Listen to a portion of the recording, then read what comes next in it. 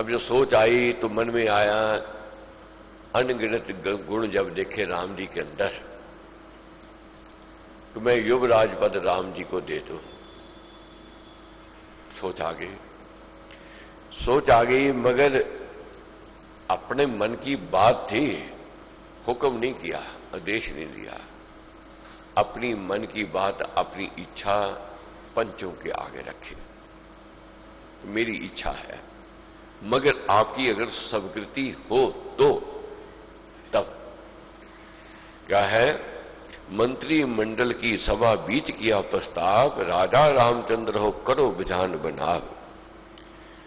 सूझे आया है मुझे अंतिम दिवस समीप, ना जाने किस पल बुझे मेरा जीवन दीप। अब पता नहीं कब ये दीपक बुझ जावे। तो कहने लगे, मैंने बहुत अपनी तरफ से जीवन में यत्न प्रयत्न किए प्रजा के पालन पोषण के, मगर अब मैं थक गया।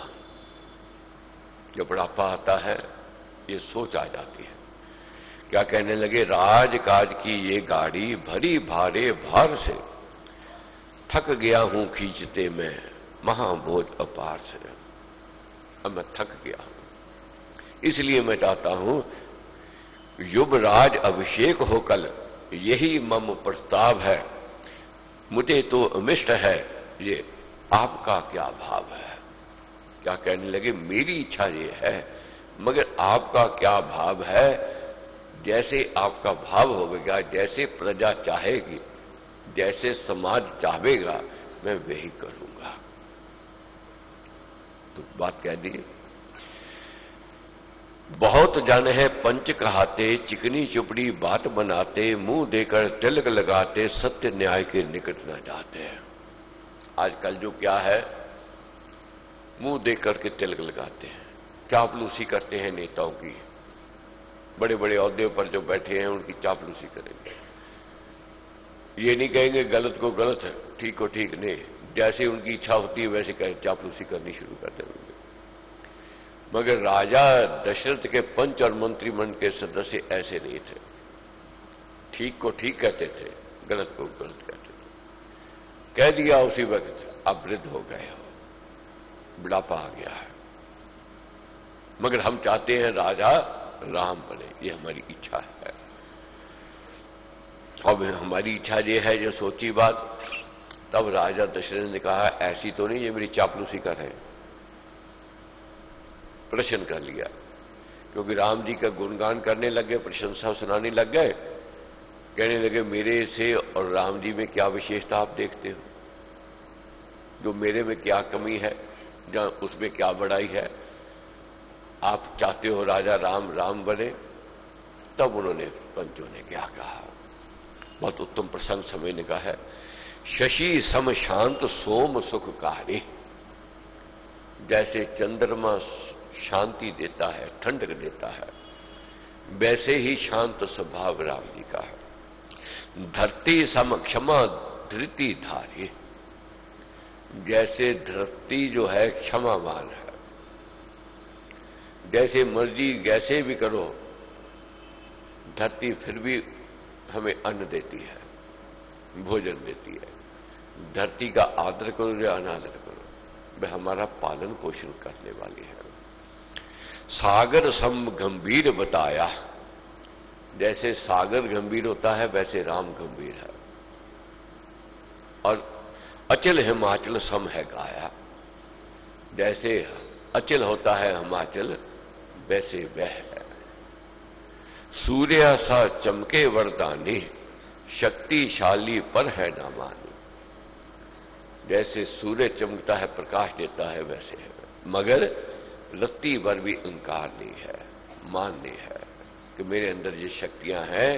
ये सबसे बड़ी विशेषता है कि अहंकार रहता है, मान की चाहना नहीं है, सम्मान की चाहना नहीं है। तो जब सब बातें सुनाई कही, तब सबने कहा, होवे राजा राम हमारा, कष्ट क्लेश का काटन हारा। हम क्या चाहते हैं, हमारा राजा राम होवे। कहते हैं हम पंच सभी ही, होवे राजा राम अभी ही। क्या कहा है कि हम सब पंच कहते हैं कि राजा राम अभी हो गए। निश्चल निश्चित निश्चय पालो, राजकाज उसको संभालो। कहने लगे उसको राजपाट संभाल दो। तो महाराज ने क्या उपदेश दिया, क्या ज्ञान दिया। सो सुंदर सब जिसे सराहे, वीर वही जिसकी जन बाहे। सुंदर वह है जिसकी जन प्रशंसा करे, बड़ाई करे, वह सुंदर, उस और हमने बढ़ना है। जिसकी प्रशंसा होवेगी, किसकी होवेगी? जिसके अंदर गुण होवेगी, जिसके अंदर विशेषता होवेगी। जिसकी जन प्रशंसा करे, रंग रूप से कहे कि मैं सुंदर हूं, कपड़े अच्छे वस्त्र पहन लिए मैं सुंदर बन गया, नहीं। जिसकी जन प्रशंसा करे वह सुंदर है। राम जी की प्रशंसा जन कर रहा था, समाज कर रहा था, जाति कर रहे थे। और वीर वही जिसकी जन बाहे, वीर वही है जिसकी जन बाहे। ये सब प्रजा राम जी की बाहें हैं कहने लगे। तो इसलिए उन जैसा कोई वीर नहीं है। अभी कहें कूद जावे जल में, अग्नि में कूद जावे, तो इतना भरोसा था सबको कि प्रजा उनके कहने में है और प्रजा उनका हित चाहने में है। जिसके साथ प्रजा है, समाज है, वही वीर है। और जिसकी बड़ाई है गुणों की, वही सुंदर है। तो क्या महाराज ने कहा है? गुण गुण निधि निर्दोष न्यायी, जन बनते उसके अनुयायी। जन किनके अनुयायी बनते हैं? जो निर्दोष है और गुणों से भरा हुआ है और जो पक्षपात नहीं करता है। जो पक्षपात करेगा वह समाज में साख नहीं रखेगा। जो अन्याय करेगा समाज में उसकी साख नहीं हो सकती, कितना बड़ा क्यों ना हो जाए। इसलिए गुणों को विकसित करना है, न्याय पर चलना है। और जो गुणों को विकसित करता है, जो न्याय पर चलता है, पक्षपात नहीं करता है, समाज उसका अनुयायी बन जाता है। कर्मशील सम दृष्टि ज्ञानी, जग में जाति उसकी माने। जो कर्मशील है, सम दृष्टि रखने वाला है, जग उसका हो जाता है। ये नुक्सा बताया हमारे ने। राम जी अकेले थे, घर से बेघर हुए, मगर देखते ही देखते जुटते गए उनके साथ। सैकड़ों में नहीं, लाखों में लोग उनके साथ हो गए। कोई लेना देना नहीं था उनसे किसी से, मगर भिड़ गए रावण से। किसके लिए? अपने प्रिय नेता के लिए, अपने प्रिय के लिए। पर हित पड़ता जिसमें होवे। किसके अनुयायी होते हैं? जो परहित में जीवन व्यतीत करता है। राम जी ने परहित में जीवन व्यतीत किया। घर से वे घर थे, फिर भी जन सेवा में लगे रहे, ऋषि मुनि की सहायता करते रहे। जन हित जीवे जागे सोवे। जो व्यक्ति, जो बहुत लोग ऐसे मिलते हैं, कहते हैं जी हमने तो समय बर्बाद कर दिया, सेवा की, वह मूर्ख है मैं कहूंगा। इससे बड़ा शब्द नहीं मैं कह सकता हूं। अज्ञानी है, ना समझ है। कभी सेवा व्यर्थ नहीं जा सकती है, कभी जनहित परहित तक का कार्य कभी व्यर्थ नहीं जा सकता है। वह ब्याज सहित या कई हजार गुना होकर के वापस आता है। यही मालिक की देन है, यही मालिक की कृपा है। दुख आए, कष्ट आए राघव जी के जीवन में, क्या नहीं आया उनके जीवन में, मगर अंत विजयी कौन हुआ? राम जी हुए। कष्ट किनके टले? राम जी के टले। क्यों टले? क्यों दुख दूर हुए? परहित में जागे सोवे। उनका धर्म यही था। जग जन मन का जीवन ज्योति, उसकी ख्याति दश दिश होती। जो ज्योति है, जैसे ज्ञान आप बांट रहे हो, मैं बार बार एक ही बात कहता हूं, ज्ञान बांटो। ठीक है, धन का दान माना गया है, मगर धन के दान से भी उत्तम दान ज्ञान दान माना गया। किसी को आप रास्ता दिखा दो, सही पथ दिखा दो, सही बात समझा दो, जीवन भर गुणगान गावेगा। वही बहुत किसी को गलत रास्ता दिखा दो, कुपथ दिखा दो, वह जीवन भर कोसता रहेगा, वह कोसता ही रहेगा और अमंगल ही मांगेगा। उसने मेरा बुरा किया तो अमंगल मांगेगा। मगर किसका भला किया हो, किसी को ठीक रास्ता दिखा दिया हो, किसी को ठीक सलाह दे दी हो, वह सदा गुणगान गावेगा, प्रशंसा करेगा कि तू भला होवे उसका मालिक उसका भला करे जिसने मेरे को सही पथ सही रास्ता दिखाया। इसलिए बुझा हुआ दीपक नहीं बनना है, जगा हुआ दीपक बनना है। खुद भी प्रकाश में और दूसरों को भी प्रकाश बांटना है। जितना प्रकाश बांटेंगे उतना प्रकाश उतना उजाला अपने जीवन में आवेगा। राघव राजे वन गुण गेहि, प्राण प्रजा के परम स्नेहि, शत शत मुख यश विमल सुनाते, पंचमुखी थे गुणगण गाते। रामायण जी का परायण चल रहा है, केवल परायण तक सीमित नहीं रहना है। महाराज ने जो समझाया, जो ज्ञान दिया, जो विवेक जागृत करता है, उस और बढ़ना है। पंचों की बात सुनी, गुरु विशेष जी से कहा अब शुभ मुहूर्त निकालें। शुभ मुहूर्त निकाला गया तो समुद्र जी को कहने लगे राम को बुलाओ। राम को बुलाया गया। राम जी जब आए तो उन्होंने पिता ने राजा दशरथ ने अपने मन की बात कही और पंचों की अनुमति की बात कही कि पंच ये चाहते हैं कि राजाभिषेक होवे। पिता का पुत्र जो होता है प्रतिबिंब होता है। पुत्र जो होता है वह पिता का सहयोगी होता है और पुत्र जो होता है पिता को सुख देने वाला होता है। बहुत अच्छा प्रसंग समझने का है। पिता और पुत्र का कैसे महाराज ने वर्णन इसमें किया। बहुत लोग होते हैं बच्चों को समझाने लगे, बच्चे कहते जी बचपन कहने की बात नहीं है, मैं सब जानता हूं, मैं सब समझता हूं।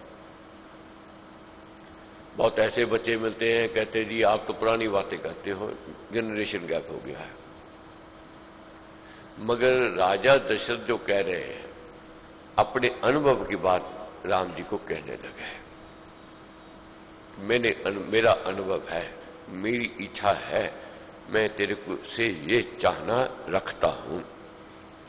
तो उन्होंने सब बात कही कि कैसे आपने यद्यपि हो सब गुणगण गेहि, यद्यपि आप सब गुणों से भरपूर हो मैं जानता हूं, राजा दशरथ कहने लगे, मगर विनय भाव युत सबके स्नेही, राज भार निभार के तो भी अधिक सुशील विनय युत हो ही। आपने राज को संभालना है और अधिक विनीतता नम्रता को लेकर के आना है। क्योंकि एक जो शासक जब बनता है ताकत उसके हाथ में जब आ जाती है, अहंकार भी आ जाता है, अहम भाव भी आ जाता है, मन मर्जी भी करने लग जाता है व्यक्ति। मगर राजा दशरथ क्या कहते हैं, क्रोध को व्यसन दूर हटाना, नियम अनुशासन बहु बढ़ाना, रहना उद्दम संयम धारे, देखना नीति नैन पसारे। क्रोध से दूर रहना है और बुरे कामों से दूर रहना है, नियम में रहना है और अपने अनुशासन में रहना है। ये पिता पुत्र को उपदेश दे रहे हैं, ज्ञान दे रहे हैं। और उद्यम से कार्य करना है और संयम से कार्य करना है और नीति और रीति से रहना है। जो नीति बनाओगे और जो रीति पुरानी चली आई है उस पर आपने चलना है। कोश शस्त्र बल संचित होना, जनहित में लग जगना सोना। ये खजाना जो है, दौलत जो है, इसका दुरुपयोग नहीं करना है। इसको और एकत्रित और इकट्ठा करना है किसके लिए? जन के लिए, समाज के लिए, जन सेवा के लिए। आजकल जो का प्रभाव देखते हो क्या है? केवल अपने लिए बनाना, अपने लिए कार्य करना, भूल जाता है प्रजा का कार्य है, तभी वह सम्मान आदर नहीं मिलता है। अब कहा है, इसमें समझाया है, जो राजा समाज के लिए जाता है, सोता है, जागता है, समाज की जब भलाई के कार्य सोचता है, वह पूजनीय होता है, वह आदरणीय होता है राजा का काम सुहाना, इसको मन से आप निभाना, प्रजा हित जो भूप बढ़ाता, अमृत सम वह तो हो जाता। जो प्रजा का हित चाहता है वह राजा अमृत समान हो जाता है। राजा जो है देश हितैषी, रहे ना उसके द्रोही द्वेषी। जो राजा देश के लिए, समाज के लिए कार्य करता है, उसके द्वेषी नहीं फिर होते हैं, और उसके विरोधी भी शांत हो जाते हैं। किनके द्वेषी होते हैं, किनके विरोधी बढ़ते हैं? जो केवल अपने स्वार्थ के लिए कार्य करता है। तो इसलिए हे राम, तूने कैसा कार्य करना है? कोमल शासन करना ऐसा, करते थे तब पुरखा जैसा, है ये बहुत बताना मेरा, वत्स ज्ञान है पूर्ण तेरा। कि बेटा मैं तेरे को क्या कहूं, क्या समझाऊं, मैं जानता हूं तू पूर्ण ज्ञानी है, मगर पिता का जो धर्म है, जो कर्तव्य है, मैंने निभाया, मैंने तेरे को समझाया। और राघव जी ने एक बार ये नहीं कही कि मैं जानता हूं कैसे शासक बनना है, कैसे कार्य चलाना है। उन्होंने एक एक बात पिता की सुनी और शीश झुका करके कहा कि जैसे आपकी इच्छा है वैसे ही कार्य होगा। वहां से विदा होकर के मां के कक्ष की ओर जाते हैं। मां मंगल गीत गा रही थी, नारायण का पूजन कर रही थी। जब बात राम जी ने कही कैसे अभिषेक हो रहा है, तो मां प्रसन्न हो गई, गदगद हो गई। कहने लगी कि बहुत दुख मैंने जीवन में देखे, आज एक सुख की घड़ी आई है, सुख की घड़ी आई है, मोद बना रही है। अब क्या जाने सुख की घड़ी है जब विपदा आ रही है। यही कहते हैं महाराज, चिंतन में जन काल बिताते, पल में पासे पलटे खाते, चाहे रचो मनोरथ माला, पर भाभी पर पड़ता काला। तब कहते हैं सुजन सियाने, राम की बातें राम ही जाने। अब देखो, चारों ओर मंगल, शुभ, प्रजा कहने में, पंच कहने में, मंत्री वन के सदस्य कहने में है, सब कुछ ठीक है। देश विदेश में राजा महाराजाओं को बुलाने के लिए निमंत्रण भेज दिया गया है। मां कहती है कि आज शुभ घड़ी आ गई है। अब ठीक है, सब और हो रहा है। और गुरु विशेष जी आए, उन्होंने कहा कि हे राम, अब आप व्रती बन जाओ, पति पत्नी दोनों व्रत धारण कर लो, क्योंकि कल अभिषेक होने वाला है। अब अभिषेक क्या होने वाला था? जब दीपमाला हुई चारों ओर, मंगल गीत गाने रम हुए, तो मंथरा ने पूछा कारण क्या है रानी कुशल्या का महल जगमग हो रही है? तो उन्होंने कहा कि बोली तेरे को नहीं पता है, राज तिलक हो रहा है राम का। ये सुनते ही कलेजे में आग लग गए। राज तिलक हो रहा है, भागी भागी, जैसे आग लगे व्यक्ति भागता है, वैसे भाग करके गई। कहां? मंथरा रानी कैकेयी के कक्ष में चले गए। रानी कैकेयी के कक्ष में गई तो कहने लगी, जो तू सुख से बैठी है, तेरे के लिए तो दुख की घड़ी आ रही है।